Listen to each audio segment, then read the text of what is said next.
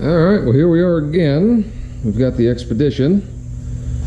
And I should know better than to, I guess, make update videos, because about 48 hours after I made that last video, the air conditioner completely stopped working. So I was out of town at the time. I speculated it might be the compressor. But when I got back, I took a good look at it, and I don't believe it is. Compressor does turn on. It's nice and smooth, doesn't make any noise.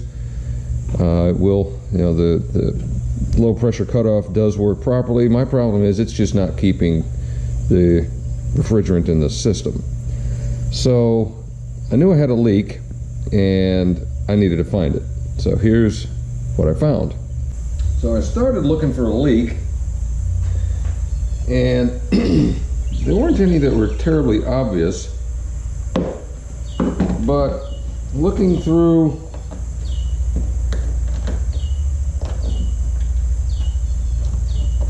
the grill,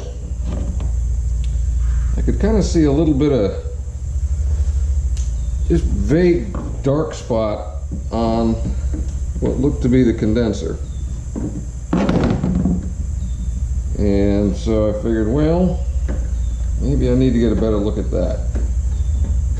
And that's when I started pulling this cover off, which is held on by these funny looking clips, which are just, it's got a little Phillips head in it, but all that does is it pushes in and then spreads this apart so it can't come out. So if the Phillips head is stripped, like most of these things are, you can use a little pick and pull up on it, and that'll release the fastener. In there, you can see, I don't know if you can see how that one's coming up properly.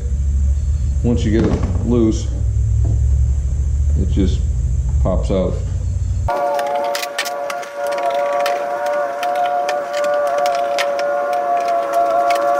Once those are off, this thing just pops right off.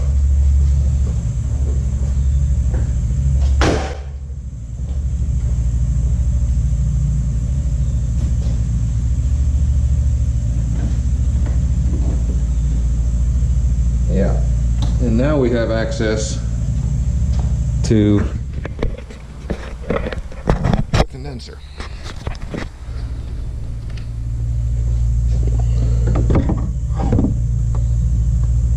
So that's the fuzz that I was talking about. And you can see the bottom, the stuff down there is kind of wet. Now, because it's pretty well enclosed,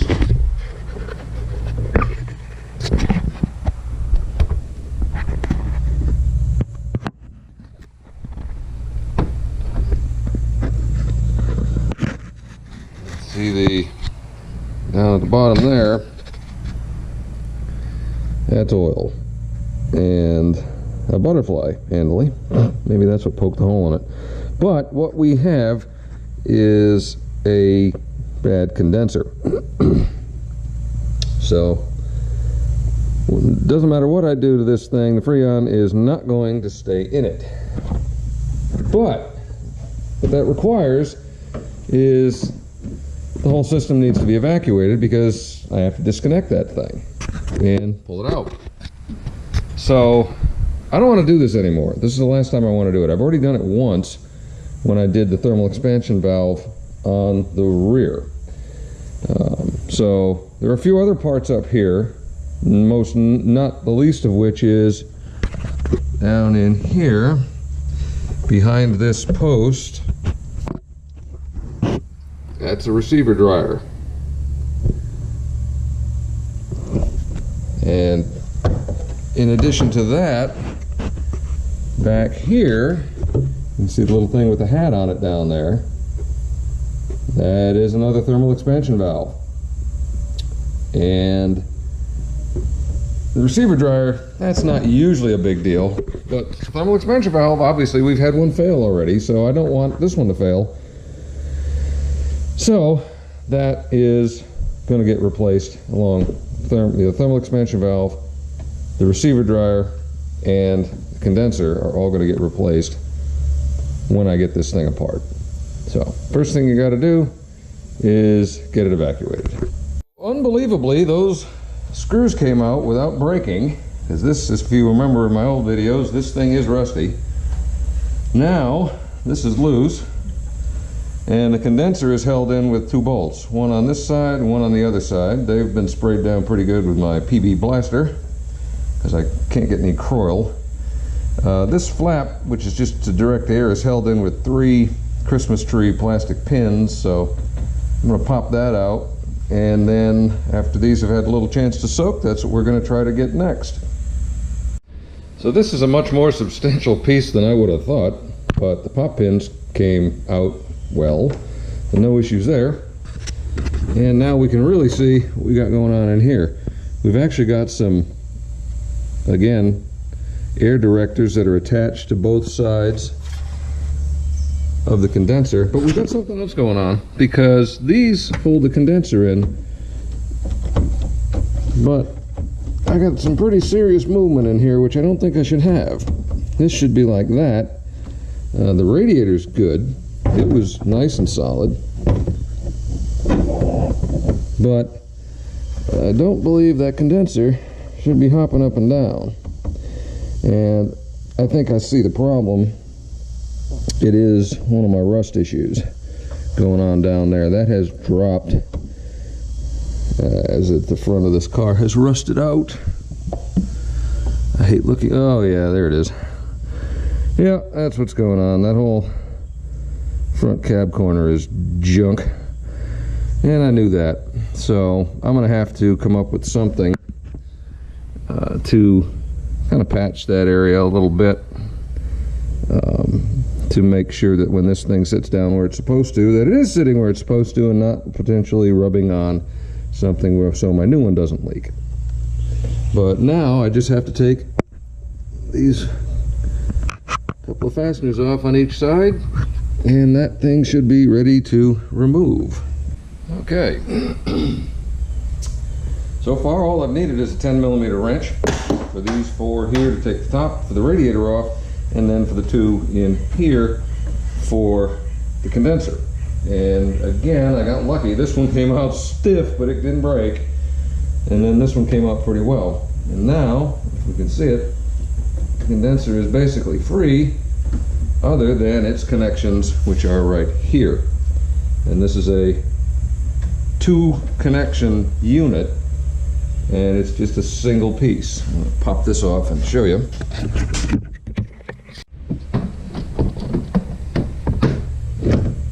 Okay, so here you can see connection. We've got 2 studs going into the connection that hold for the condenser, and pop those off and that comes off, and that will also free up a little bit of room for us to get down there and get at that receiver dryer, which we also want to change.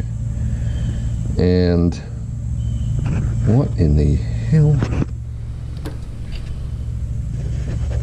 No way.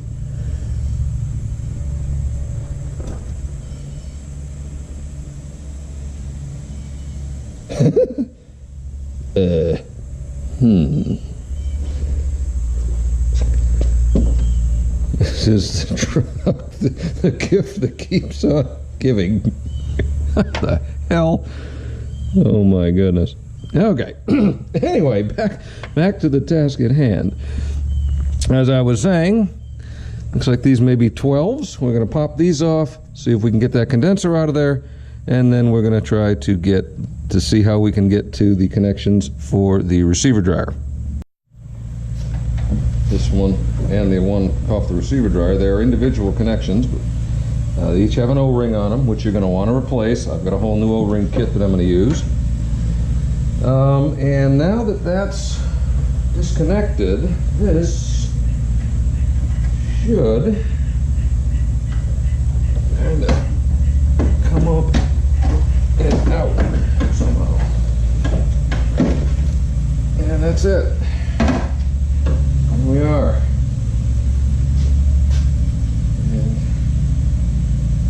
And it is one gunky condenser. And we can see all of the or the gunky crap. This is the frontmost piece of the car. There's a couple of small, like the oil cooler, maybe in the radiator cooler, in front of it, but they're not the whole size of it. So this thing is used kind of as a shield to protect the radiator, and you can see all of the dings and dents. So that's most likely what we had happen here, because it doesn't look like, even though this side had sagged, that anything's really worn through. It seems to be in this area on the front, and my guess is it took a rock somewhere in here where it's worst, and it just managed to clip one of those tubes and just make it bad enough where it leaks. So in any case, we're changing it out. It's out. That was fairly simple. Thing you're going to want to do is there's some push clips here on each side for the new one. You're going to want to put that back on the new one, because obviously you want the air to go where it needs to go. And that was that. Now we're going to try to see if we can get the receiver dryer out. Okay, so the receiver dryer connections on this unit with the rear air, there are two, and they weren't too bad. The lower connection to the condenser actually comes off the receiver dryer, so that's that connection. And the connection back here, to remove it, is that what appears to be a 10 millimeter. We'll need maybe a deep socket. That nut on that stud is what appears to be holding that thing in. So that's what we're going to attack now. And I know hope isn't a strategy, but I'm hoping that comes out all right. Okay, so that came off a lot easier than I expected. Let's see if we can do this, because there's like a key slot down there. You can see it moving. There it goes. It comes up, and then that has to go through, and then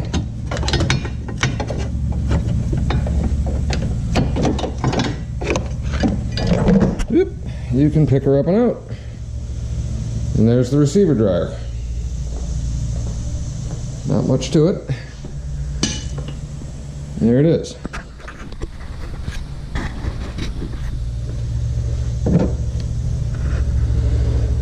So, those are the easier parts. The hard part, which I'm saving for last, is this thermal expansion valve back here. Because in order to get at that, you have to remove this computer and a bunch of other crap that's in the way, and I'm just not in that mood yet. So we're working on it. Now I got to figure out what I'm going to do for this disaster. As you can see, I have a pretty significant chunk of missing metal down there where that mount was. The mount's gone. It's supposed to have a little rubber thing on it, but I'll come up with something. And I think what I'm going to do is I'm just going to take some sheet tin that I have and cut a chunk that's about that wide and about that long and glue it in place, because it ain't going anywhere. I just don't want it moving around and cutting a radiator. That'd be the worst case. And then I'm just going to set the new mount on top of that, probably glue that in place, and then I'll start putting it all back together. So that's what we got at the moment. Now I'm trying to see how much oil was in the condenser. Doesn't seem like a whole hell of a lot. It doesn't feel like there's a whole heck of a lot in here.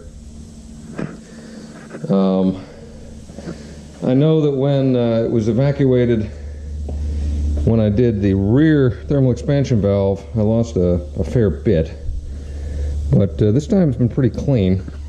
Anyway, here is my solution to the hole. There she is. Nothing a little bit of sheet metal adhesive and self-tappers can't fix. I mean, obviously I'm not restoring this thing. I've said that many times. I just need it to be super functional. And that's going to work. Now here's another advertisement for, you can never have too many junk cars in your yard. I'm going to take this, which came off my old derelict 85 Camaro, which honestly, in order to live in the town that I live in, you have to have a old derelict 85 Camaro in your yard. It was issued to me when I got here, so I'm just stripping parts off it slowly. But I'm going to cut the front part of this, which was for the radiator, and just salvage this, trim that, glue that down, and I got a rubber mount. Done. So that is how we're going to make the rest of that work. And now, I think about the only thing I've got at this point that's painful is I really need to start digging into that mess over here to try to get to that thermal expansion valve. And then after I get the thermal expansion valve out and changed, put that back together, then I will start reassembling all of this. Then we will add a little bit of oil, then we will vacuum it down, then we will add a little more oil, add a little bit of Freon, and see what we got. Okay, well there it is. It's out. It's not the easiest thing in the world to do. You got to remove the computer, and you got, which is after you unplug those 3 plugs, you got two 10 millimeters that then you can pull the computer out, and then you got 3 10 millimeters. You can pull the bracket out. You need to take the battery out to get access to everything, and on the side of the valve, it mounts to a bracket with 2 8 millimeters, which are pretty small. There is some sort of a temperature or pressure switch here, which has a plug, and then stuck into this hole and held down by a small T25 button head is this thing, which is a temperature sender of some sort. Again, you might be able to take this out in situ, but I didn't feel like it because I had the rest of the mess apart. But this is the upper line to the receiver dryer, and then this line just splits right here with a 13 millimeter. Now here's something I found interesting. You notice nothing inside here or here, and you'll see on that bottom one there's no O-ring. I don't know where it went. I mean, it may have fallen off when I took it out, but that's why you want an O-ring kit when you're doing this, because if you put that back together like that, you are going to have a disappointing time. So that's pretty much what we have. So now what we're going to do is we're going to start re-O-ringing some of these things, and we're going to start swapping over the parts from this thermal expansion valve to the new one, which is sitting up there. And then we're going to start slowly reassembling. Here's something really important. Obviously, the big boys have O-rings. I've already got those in there. My kit came with big enough ones. But that pressure sensor also, that's the plug that came out. That's the pressure sender. When I took it out, there was an O-ring still in the unit. So you got to make sure that you put an O-ring back in there, or you're going to have a bad time. And there she is, all mounted, glued, screwed, patched, reattached. Man, I'm on a roll. And ready to go. That was a pretty good faff, but got it all back together. Nothing cross-threaded. I managed to not pull out the vacuum line for the recirc system, I hope. So that's still good. And we're getting close. The last thing I'm going to do is, I don't know if you remember my last video, I've got some leaks at these valve stem. So I got a little kit with some of these things in it that I believe has the correct size in it finally. Now I'm going to change those out before I hook the vacuum pump up to it. And then we're going to suck it up, and I really didn't lose a lot of oil, so I'm going to put some back in it, but maybe not quite as much as I expected. Okay, so I've got radiator mounts back on, got my cover flap back in, got my valve stems changed, and they weren't very good. You could see the O-rings were damaged, so hopefully this will help seal it up a little bit better. And now we got the vacuum pump set up. It just has a connection that hooks to the bottle, and where the bottle feed goes for for the refill. You got to have a good set of gauges to do this, but this is what you got. And it goes here, and then you got the high side connected to here. And what you'll do is you'll turn the pump on. Now you can hear that. That's drawing a vacuum. So you can hear it's not moving any air. It's really not doing anything. So now what I'm going to do is I'm going to open this. There. I've opened it to here, and you can see it's drawing some fumes out of the system. Now what you're going to do is you're going to let this run for 30 or 40 minutes, and it should get down to where it's not making any noise. If after 30 or 40 minutes it still sounds like this, you got a leak somewhere and you got to go figure it out.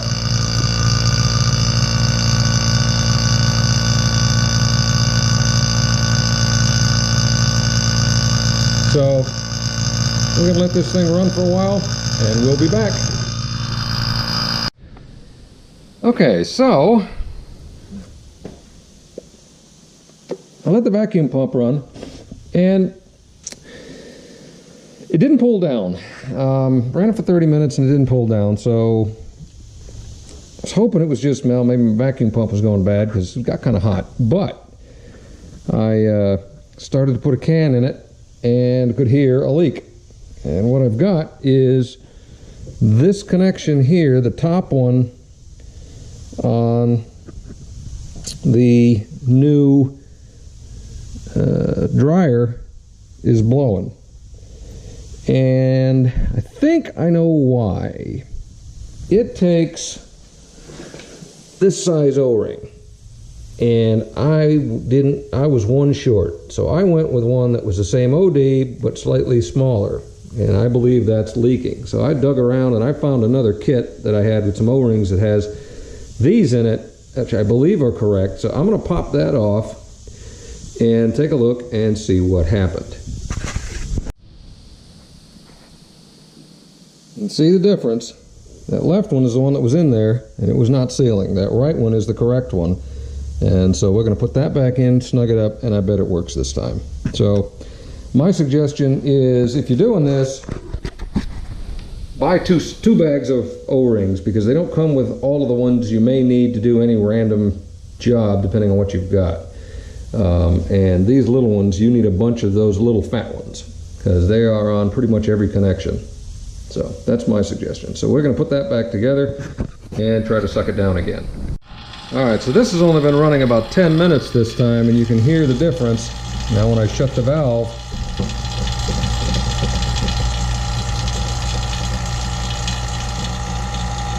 yep, only a little change. So it's sucking down now. So we're going to let this go for another 30 minutes or so, and then we're going to try it again. All right. So she's been running for about another 30 minutes, and now I think we got it, because this is open to the system. It's sucking on the system, and now I'm going to close the valve.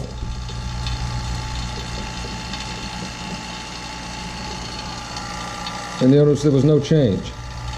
Open the valve again, and no change. So that means it's not sucking. You know, when you close it off, all it has to do is evacuate this line, and then it'll start sucking a hard vacuum and sound like this. If it was sucking air like it was before, it's a much deeper sound, and that's when we had the fumes coming out. The other thing I noticed is when it was having trouble, the oil was really foamy, because there was a lot of vapor going through it. There was a lot of gas going through the oil. The oil was very foamy, and now that it's been sealed finally, the oil has been dead quiet. So that's another key to look for in your vacuum pump to see if you may have a leak or not.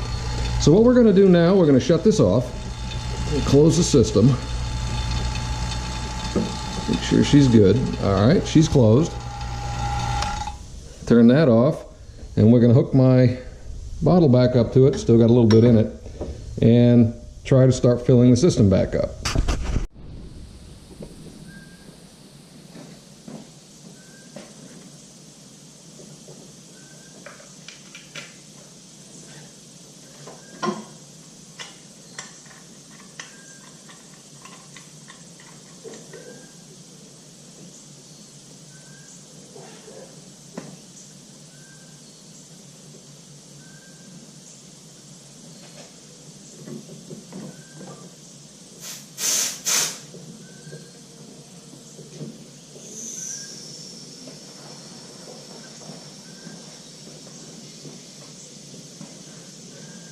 And I see my pressure's coming up. All right, and that can's empty.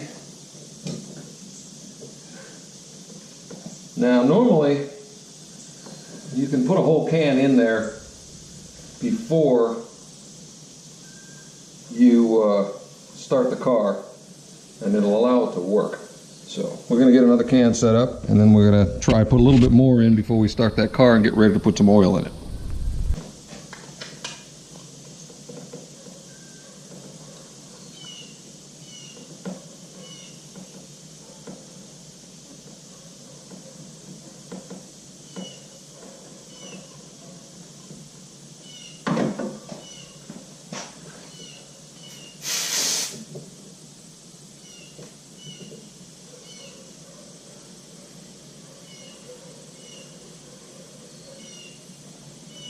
Pressure's coming up some more. And this will take 54 ounces, I believe, is this system when it's full, so 4 plus cans.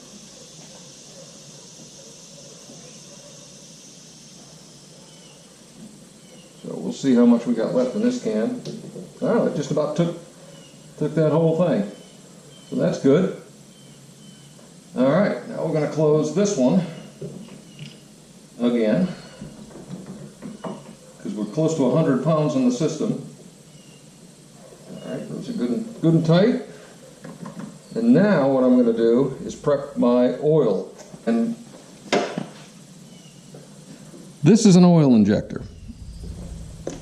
Basically, it's a high-tech syringe, graduated, so you can put a couple ounces at a time in. Just got a O-ringed piston in there. And you'll pour your oil into here. Don't want to overfill it because you got to get a good seal on this. And then this connects to the low side port, and you can inject the oil while it's running under pressure, a little bit at a time so you don't slug the compressor. So that's what we're going to start doing. Okay.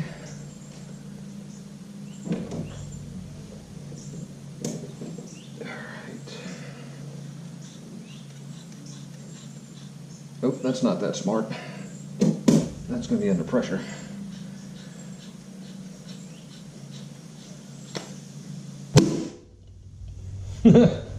Put your oil in it before you hook it up.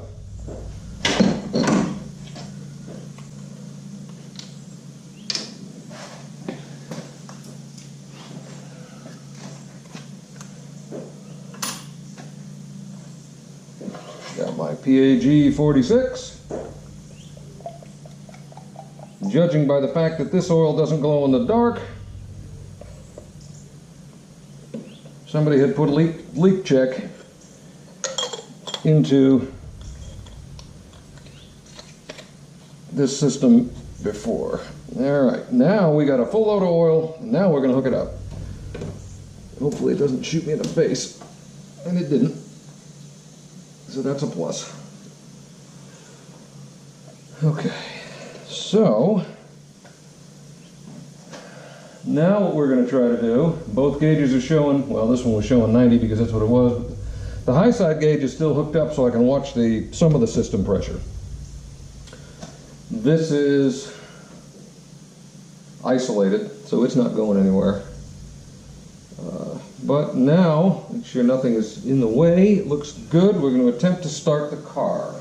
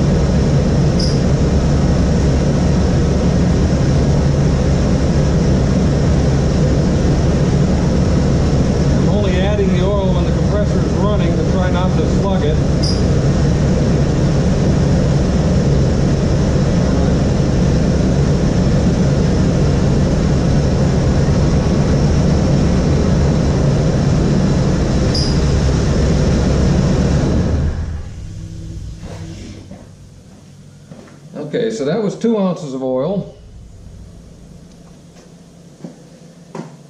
And I think I'm going to put about 2 more in, and that's going to be the end of it. So we'll quick disconnect this, unscrew it.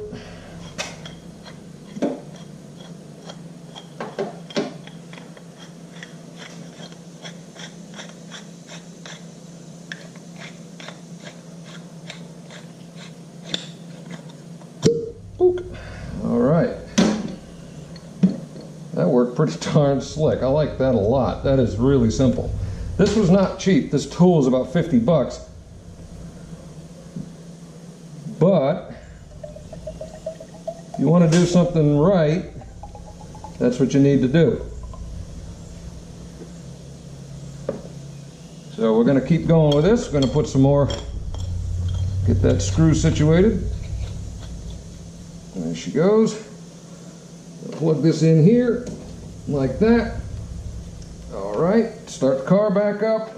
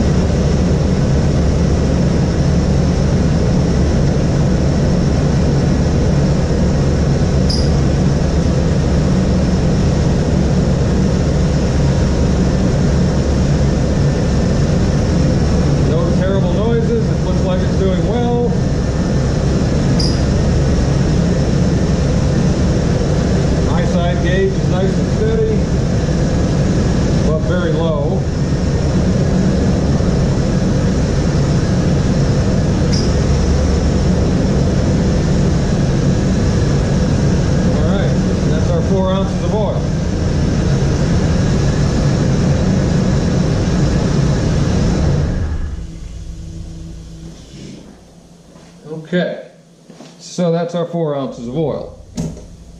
This thing is excellent.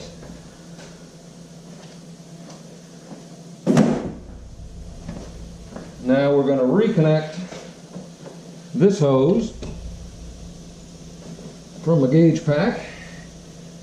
All right, this is basically empty, so we're going to switch another can out and then start the car and try to refill the system to where it needs to be. All right, now we should be ready to go.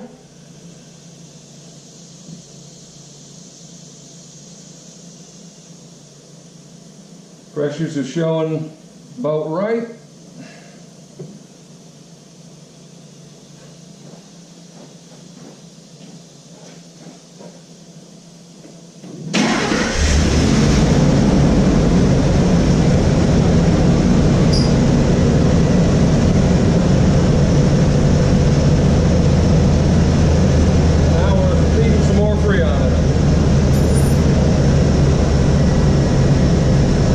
Take at least another can, if not 2 more after this.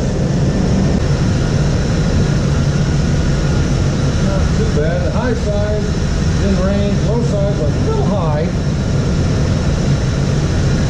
Let's see what we got going on in the cooler.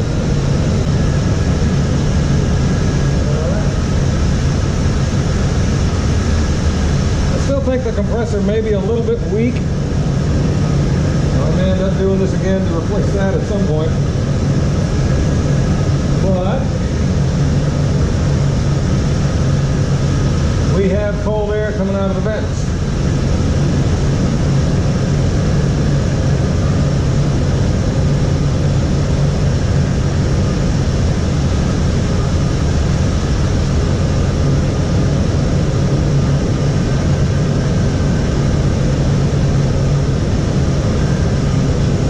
Right now, I think that's pretty darn good.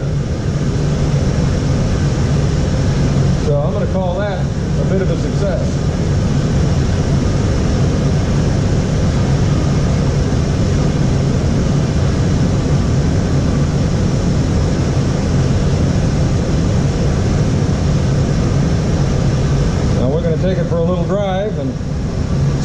conditioner acts. So that seems to work a treat. Super cold. It's about 90 degrees here today with about a 78 degree dew point. It is brutal.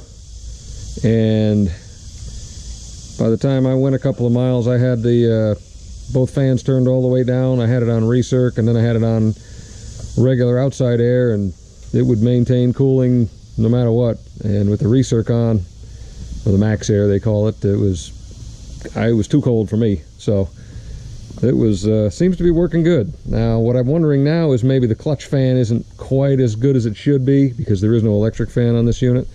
But that will be something for another day. So hopefully my AC leak is fixed. Thanks for watching.